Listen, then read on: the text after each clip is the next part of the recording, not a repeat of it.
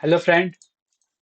जैसा कि हम लोग लास्ट क्लास में सीखे हैं कि टैली कैसे इंस्टॉल करते हैं, कैसे कंपनी क्रिएट करते हैं, उसका शॉर्टकट की क्या था, लेजर कैसे क्रिएट करते हैं, पेमेंट रिसीव कंट्रा परचेज इंट्री हम लोगों ने मारा था टैली प्राइम में। और इन्वेंट्री मास्टर हम लोगों ने सीखा था। उसके बाद purchase entry with without inventory, purchase entry with inventory, sales entry without inventory और sales in entry with inventory कैसे हम लोग इंटर किया जाता है टैली प्राइम में, वो हम लोगों ने सीखा था। ठीक है, ये सारा टॉपिक हम लोग का कवर हो चुका है। और लास्ट क्लास में जैसा कि मैंने आपको लोगों को बताया था कि इस क्लास में जो आज का जो क्लास है उसमें हम लोग जीएसटी सेटअप करेंगे टैली प्राइम में। लेकिन जीएसटी सेटअप करने से पहले हम लोग पहले समझ तो ले जीएसटी होता क्या है। ठीक है, उसके बाद हम लोग इस इसे जब जीएसटी सेटअप करेंगे टैली प्राइम में तो मेरा कंसेप्ट कुछ क्लियर रहे जीएसटी को लेकर। ठीक है, तो चलिए देखते हैं जीएसटी एक्चुअली है क्या। ठीक है, तो जीएसटी कुछ नहीं, जीएसटी एक इनडायरेक्ट टैक्स है जो कि इंट्रोड्यूस किया गया था 1 जुलाई 2017 को इंडिया में, ऑल ओवर इंडिया में। ठीक है, ये जो टैक्स है ये goods and service tax, service के ऊपर लगाया जाता है। जैसे कि अगर कोई माल एक स्टेट से दूसरे स्टेट जाता हो या फिर सेम स्टेट में ही अगर मूवमेंट करता है तो उसके ऊपर गवर्नमेंट एक जीएसटी चार्ज करती है। ठीक है, और अगर सर्विस, अगर मैं किसी को कोई सर्विस दे रहा हूँ, टैक्स कंसल्टेंसी का सर्विस, लॉयर का सर्विस, ठीक है, जीटीए का सर्विस, तो उसमें जीटीए का सर्विस नहीं, लॉयर का सर्विस हो गया, उसमें भी आरसीएम लगता है, उसमें भी टैक्स लगता है। ठीक है, अ, ये सब कुछ सर्विसेज हैं जिसमें जीएसटी लगता है। ठीक है, तो अब जीएसटी से पहले क्या होता था, जीएसटी से पहले हमारे पास बहुत सारे टैक्स हुआ करते थे। जैसे कि इंटरटेनमेंट टैक्स था, एक्साइज था, एक्साइज ड्यूटी थी, सीएसटी थी, वैट था, ऑक्ट्राई थी, लोकल टैक्स था, इंट्री टैक्स था, लग्जरी टैक्स। ये सारे टैक्स को मिला के एक टैक्स बनाया गया है जिसका नाम है GST, one nation one tax. ठीक है, तो ये अब देखिए, अगर आप 2017 के पहले काउंटिंग करते तो आपको कितना सारा टैक्स का नॉलेज रखना पड़ता। और हर स्टेट का अलग अलग वैट का रेट था, हर स्टेट का अलग अलग लग्जरी टैक्स था, लोकल टैक्स अलग था, इंटरटेनमेंट टैक्स अलग था। ठीक है, सब अलग अलग स्टेट का अलग अलग लॉ था।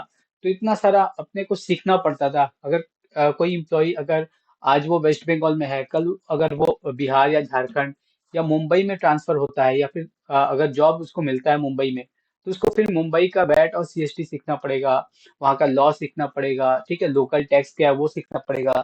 उसके बाद वहाँ का जो गवर्नमेंट का फॉर्म होता है, वो सब सीखना पड़ेगा। ठीक है, तो ये सब कुछ भाग है जिसको उनको सीखना पड़ेगा।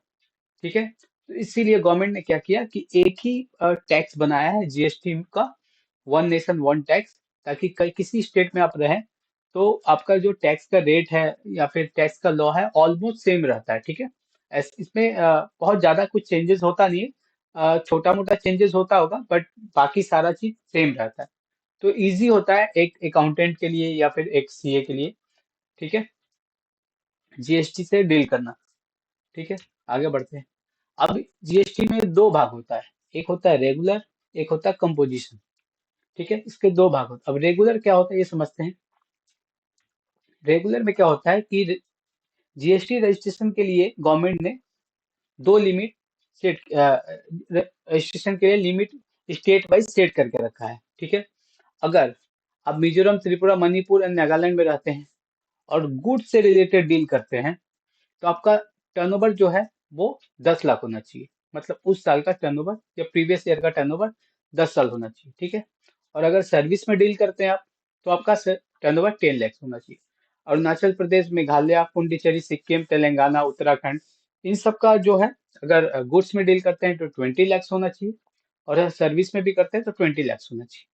Jammu Kashmir, Assam, Himachal Pradesh and other state, माने इन दो कैटेगरी को छोड़ के बाकी जितने भी स्टेट है, अगर उसका उसमें अगर आप गुड्स से रिलेटेड डील करते हैं आपका टर्नओवर 40 लाख होना चाहिए, और और अगर सर्विस से रिलेटेड करते हैं तो 20 लाख होना चाहिए। तो इस टर्नओवर के रिलेटेड आप अपना रजिस्ट्रेशन करा सकते हैं जीएसटी में, रेगुलर स्कीम में। ठीक है, देखिए रेगुलर स्कीम में अगर टर्नओवर नहीं भी होता, अगर आपका नया बिजनेस हो फिर भी आप रेगुलर में रजिस्ट्रेशन करा सकते हैं, ऐसा कोई बाउंडेशन नहीं है। ठीक है, बट अगर आपका टर्नओवर 40 लाख से कम है किसी स्टेट में, सपोज अब वेस्ट बंगाल में है, तो वेस्ट बंगाल में अगर 40 लाख से कम है आपका टर्नओवर, तो आपके ऊपर बाउंड नहीं है कि आपको रजिस्ट्रेशन कराना ही है। ठीक है, ये आपके ऊपर है, अप टू यू, कि आप रजिस्ट्रेशन कराएं या ना कराएं। बट अगर 40 लाख के ऊपर जाता है तो आपको रजिस्ट्रेशन कराना पड़ेगा। ठीक है। अब एक अब देखते हैं हम लोग कंपोजिशन स्कीम क्या होता है। ठीक है। अब कंपोजिशन स्कीम में यहाँ भी गवर्नमेंट ने क्या किया है, एक टर्नओवर लिमिट को सेट कर दिया है कंपोजिशन स्कीम में। अब कंपोजिशन स्कीम में क्या है कि नॉर्थ ईस्ट अगर स्टेट में आप रहते हैं तो आपका टर्नओवर 75 लाख होना चाहिए। ठीक है। उत्तराखंड एंड झारखंड में अगर रहते हैं तो 1 करोड़ आपका टर्नओवर होना चाहिए। ऑल अदर स्टेट में क्या है, 1.5 करोड़ होने से आप कंपोजिशन स्कीम में जा सकते हैं। और सर्विस प्रोवाइडर अगर किसी दूसरे स्टेट में है तो उसका 50 लाख रुपीज है। मतलब ये सबके केस में है 50 लाख रुपीज। ठीक है। अब देखिए इसमें दो रेगुलर कंपोजिशन में क्या होता है कि रेगुलर वाले क्या करते हैं कि आप सेल बिल किसी भी स्टेट में आप कर सकते हैं, किसी भी स्टेट के अपने कस्टमर को अपना सेल बिल, मतलब माल अपने बेच सकते हैं। ठीक है। और किसी भी स्टेट से आप माल खरीद सकते हैं। अब इसमें क्या होता है कि जो भी सपोज कीजिए आपने 100 रुपया का माल बेचा किसी दूसरे स्टेट में, तो उसके ऊपर आपको आउटपुट जीएसटी देना पड़ता है। ठीक है। और फिर अगर किसी दूसरे स्टेट से अगर माल खरीदते हैं तो आपको उसके अगेंस्ट में इनपुट जीएसटी मिलता है। ठीक है। मतलब आपने जब माल बेचा किसी को, तो 100 रुपए के ऊपर, और 100 रुपए के ऊपर 18% अगर जीएसटी लगाया तो 18 रुपया आप आउटपुट जीएसटी ले रहे हैं अपने कस्टमर से। और अगर आपने कुछ सामान खरीदा 100 रुपए का, तो उसमें से आपने क्या किया कि उस 100 रुपए के ऊपर 18% जीएसटी पे किया। ठीक है, किसी अपने सिंडिकेटर्स को। ठीक है, जिससे आप माल सिंडिकेटर्स को, जिससे आप माल खरीद रहे हैं। ठीक है, तो क्या हुआ कि आपने 18 रुपया पहले पे किया, कलेक्ट किया अपने कस्टमर से, और 18 रुपया अपने पे किया अपने वेंडर को। ठीक है। तो ये चीज हुआ। अब क्या हुआ, इन दोनों का कलेक्शन जो है, उन दोनों का जो समराइज चीज है, मतलब समराइज हो जाए, 18 रुपया आपने आउटपुट में कलेक्ट किया और 18 रुपया आपने आपको इनपुट मिला, तो इन दोनों को नलीफाई करके जो भी टैक्स बनता है वो आपको गवर्नमेंट को पे करना पड़ेगा। ठीक है। अगर सपोज कीजिए आपने 25 रुपया उठाया आउटपुट और 18 रुपया उठाया आपने इनपुट, तो जो बैलेंस है 7 रुपीज, वो 7 रुपीज आपको गवर्नमेंट को देना पड़ेगा। ठीक है, क्योंकि आउटपुट माइनस इनपुट सेटअप होता है, उसके बाद जो भी बैलेंस बचता है उसको आपको गवर्नमेंट का देना पड़ेगा। तो ये चीज होता है आपका रेगुलर स्कीम में। ठीक है। बट कंपोजिशन का लॉजिक अलग है। कंपोजिशन के लॉजिक में क्या है कि आप आउटसाइड, मतलब जिस स्टेट में रहते हैं आप, उस स्टेट के बाहर आप माल बेच नहीं सकते, और किसी बाहर स्टेट से आप माल खरीद नहीं सकते। ठीक है, ये बाउंडेशन रहता है कंपोजिशन स्कीम में। ठीक है। और दूसरा चीज ये है कि आप अपने बिल में, जो भी आप बिल लेस करेंगे उस पर आप टैक्स नहीं लगा सकते। ठीक है। तो कंपोजिशन स्कीम का ये कुछ बाउंडेशन होता है। प्लस आपका जो इनकम होगा, उस इनकम के ऊपर आपको गवर्नमेंट को टैक्स देना पड़ता है। तो उसमें अलग अलग क्राइटेरिया है, 1%, 5%, 6%, अलग अलग क्राइटेरिया है। ठीक है। जीएसटी का जो फ्रेमवर्क है ना, उसको दो भाग में बांट दिया गया। एक होता है इंट्रा स्टेट सप्लाई, दूसरा होता है इंटर स्टेट सप्लाई। ठीक है। अब इंटर स्टेट में भी दो भाग बांट दिया गया है। एक होता है सीजीएसटी, एक होता है एसजीएसटी। सीजीएसटी का फुल फॉर्म होता है central goods and service tax. SGST का फुल फॉर्म होता है state goods and service tax. ठीक है। और इंटर स्टेट सप्लाई में क्या किया गया, इसका एक भाग है, फुल फॉर्म है आईजीएसटी। इसे अलग रखा गया है। ठीक है। आईजीएसटी का मतलब होता है integrated goods and service tax. ठीक है। अब इसमें क्या होता है कि अगर सेम स्टेट में अगर माल आप सप्लाई कर रहे हैं या फिर सर्विस दे रहे हैं, तो उसके ऊपर आप सीजीएसटी एसजीएसटी चार्ज करेंगे। ठीक है, क्लियर।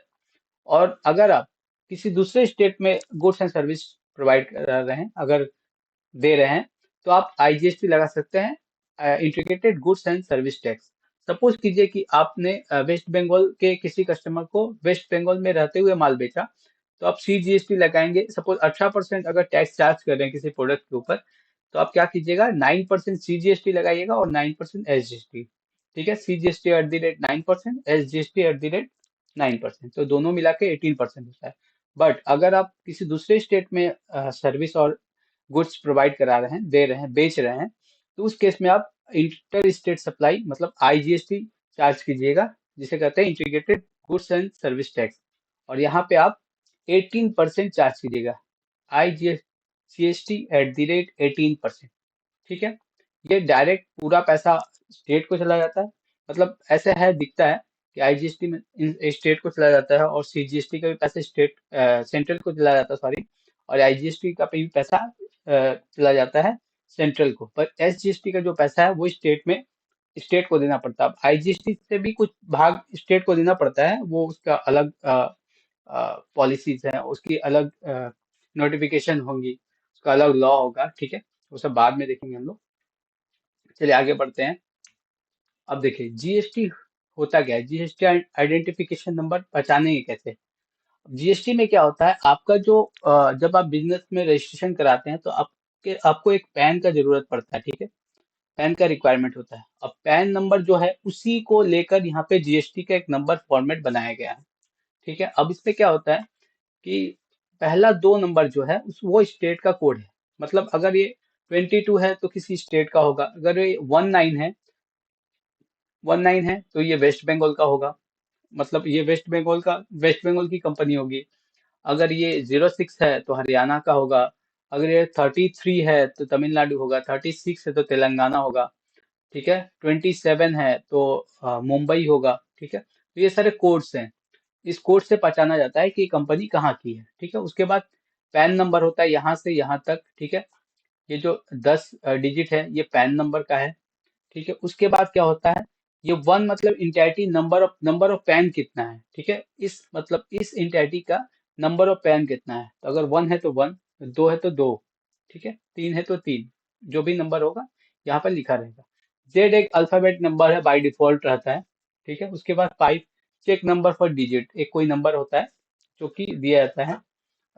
ये यहाँ पे वन भी हो जाता है, हो सकता है जीरो भी हो सकता है, टू भी हो सकता है। चेक सम डिजिट, कोई डिजिट दिखाया गया है यहाँ पे, ठीक है। वो जीएसटी वाले इसको जब रजिस्ट्रेशन बनता है आपका, जीएसटी नंबर प्रोवाइड होता है तो वहाँ पे एक डिजिट बाय डिफॉल्ट उन लोग के कोई सिस्टम होगा जिससे वो जनरेट होता है ये नंबर, ठीक है। तो ये का जीएसटीएन का फॉर्मेट है, मतलब goods and service tax identification number, इसका फुल फॉर्म है, ठीक है, जीएसटी का, जीएसटीएन का, ठीक है। चलिए आगे बढ़ते हैं। अब देखिए जीएसटी में बहुत ये 6 प्रकार के टैक्स होते हैं, ठीक है। अब ये आगे पीछे होता रहता है टैक्स। अब हो सकता है ये 0% है, कल को ये 5% भी हो जाए, या फिर ये 5% कल को ये 12% भी हो जाए। तो ये इसके रिगार्डिंग मीटिंग्स होती हैं, ठीक है, जीएसटी काउंसिल मीटिंग्स होती है, उसमें डिसाइड होता है टैक्स क्या होगा किस प्रोडक्ट का। तो जैसे कि ये 0% टैक्स है consumer price basket including food grain के ऊपर कोई टैक्स नहीं लगता है, 0% है, ठीक है। जैसे 5% है मास consumption item like spices and mustard oil, इसके ऊपर 5% होता है। और भी कुछ बहुत सारी चीजें जिसके ऊपर 5% लगता है। 12% प्रोसीड फूड के ऊपर है। 18% सोप ऑयल मोबाइल के ऊपर, स्मार्टफोन के ऊपर लगता है, रेफ्रिजरेटर के ऊपर लगता है। फिर 28% वाइट गुड्स कार्स के ऊपर लगता है, जैसे कि एसी हो गया, ठीक है, एसी हो गया। फिर उसके बाद अब लग्जरी आइटम मतलब कार हो गया जैसे, ठीक है। 28% भी लगता है आपका पान मसाला टोबैको, इन सब के ऊपर 28% लगता है। तो ये सारे चीज टैक्स के लिए है, क्या टैक्स परसेंटेज होगा। और आगे ये सारे चीज चेंज होते रहते हैं। जैसे जैसे जीएसटी काउंसिल मीटिंग होता रहता है वैसे वैसे नया नया टैक्स रेट आता रहता है, मतलब इसी में से आएगा। सिर्फ आइटम को इधर से उधर किया जाता है, बस और कुछ नहीं, ठीक है। चलिए आगे बढ़ते हैं। बस इतना ही, और हम लोग नेक्स्ट वीडियो में देखेंगे कि जीएसटी को कैसे सेटअप करें, टैली, ये लोग जीएसटी को कैसे सेटअप करें टैली प्राइम में, ठीक है। कैसे रजिस्ट्रेशन सेटअप करना है, कैसे इंट्रीज करना है, ठीक है, कैसे आउटपुट का इंट्रीज होता है, कैसे इनपुट का इंट्रीज होता है, ठीक है। ये सब सीखेंगे नेक्स्ट वीडियो में। तब तक के लिए थैंक यू। सब्सक्राइब कीजिए चैनल को, लाइक शेयर करना ना भूलें।